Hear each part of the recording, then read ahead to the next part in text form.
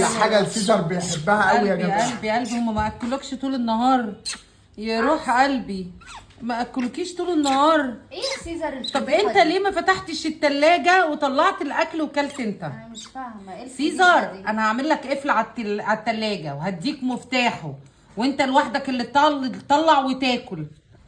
خد يا قلب ماما. بيقول لها السيزر بيقول لها امسكك المفتاح بتاع القفل. طب لما تنزل لما تنزل مفتاح ان معلقتك من رجليك. اخرس ان معلقتك من رجليك. اخرس.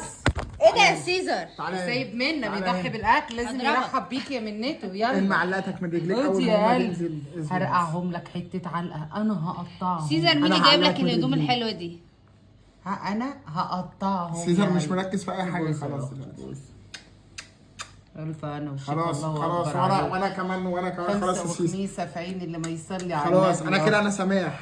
الواد مش طايقكم بيدور وشه يا نهار ابيض. انتوا عملتوا فيه ايه؟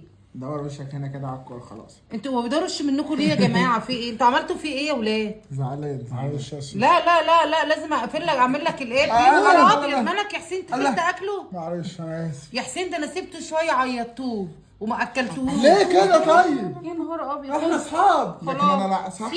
سيزر زعليش نفسك. خلاص هدي اعصابك. هدي اعصابك، حقك عليا. اكلوا لك بالشبشب على دماغه. اسمع يعني المشكله معانا حسين. المشكله معانا احنا اصحاب. لا تدفع على سيزر ولد اعمل حسابك. هي مش باقيه بالاب والام. هي مش باقيه كل حاجه.